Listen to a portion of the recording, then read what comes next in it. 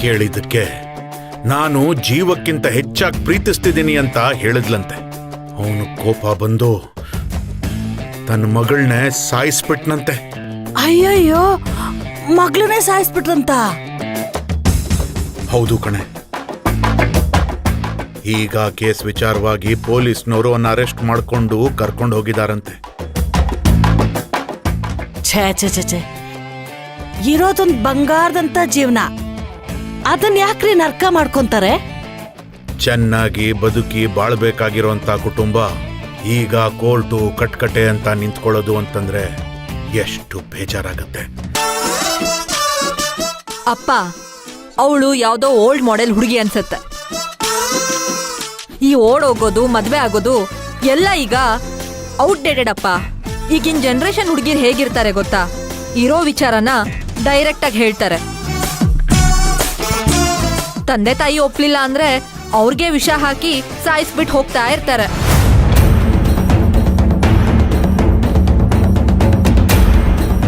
ಏನಮ್ಮ ಹೀಗೆ ಹೇಳ್ತಾ ಇದೀಯಾ? ಮತ್ತಿನ್ನೇನಪ್ಪ, ಸಿಕ್ಕಿರೋದು ಒಂದ್ ಜನ್ಮ, ಇರೋದು ಒಂದೇ ಜೀವನ. ನಾವ್ ಇಷ್ಟಪಟ್ಟ ಹಾಗೆ ಬದುಕಕ್ಕೆಲ್ಲ ಆಗಿಲ್ಲ ಅಂದ್ಮೇಲೆ ಈ ಸಂಬಂಧಗಳಿಗೆ ಏನಾದ್ರೂ ಒಂದ್ ಬೆಲೆ ಇರುತ್ತಾ ಅಪ್ಪ? ಈಗ ನಡೀತಾ ಇರೋದಿಷ್ಟೇ. ತಮ್ಮ ಇಷ್ಟದ ವಿರುದ್ಧ ಯಾರಾದ್ರೂ ಮದ್ವೆ ಆದ್ರೆ ಹೆತ್ತ ಅಪ್ಪ ಅಮ್ಮ ಮಕ್ಕಳನ್ನ ಸಾಯಿಸ್ತಾರೆ. ಆದ್ರೆ ಈಗ ಮಕ್ಕಳು ಒಂದ್ ಹೆಜ್ಜೆ ಮುಂದೆ ಹೋಗ್ಬಿಟ್ಟಿದಾರಪ್ಪ. ಅವ್ರಿಷ್ಟದ ವಿರುದ್ಧ ಯಾರಾದ್ರೂ ಅಡ್ಡ ಬಂದ್ರೆ ಮಕ್ಕಳು ಮೊದಲು ಅವ್ರನ್ನೇ ಸಾಯಿಸ್ಬಿಡ್ತಾರೆ. ಇದೇ ಲೇಟೆಸ್ಟ್ ಟ್ರೆಂಡ್.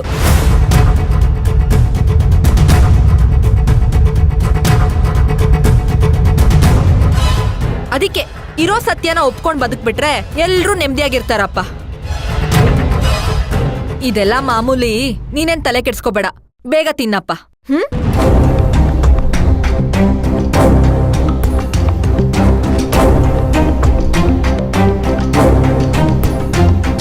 ನೋಡಿದ್ರನ್ರಿ ಅವಳ ದಿಮಾಕ್ನ? ಇಂಥ ಮಕ್ಳಿಗೆ ಏನ್ರಿ ಮಾಡೋದು? ಪ್ರೀತಿಗೋಸ್ಕರ ಹೆತ್ತವರಿಗೆ ವಿಷ ಇಡ್ತೀನಂತ ಹೇಳ್ತಾ ಇದ್ದಾಳಲ್ರಿ ಇವಳು. ಇವಳು ಹುಚ್ಚು ಅದೆಷ್ಟು ಸ್ಟ್ರಾಂಗ್ ಆಗಿದೆ ಅಂತ ಇದರಲ್ಲೇ ಗೊತ್ತಾಗುತ್ತೆ. ಇರಲಿ, ಇವಳನ್ನ ಬೇರೆ ರೀತಿಯಲ್ಲೇ ಹ್ಯಾಂಡಲ್ ಮಾಡಬೇಕು.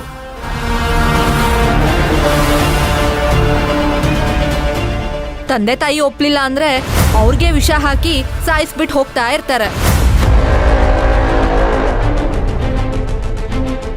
ಅಯ್ಯೋ ರೇ ರೇ,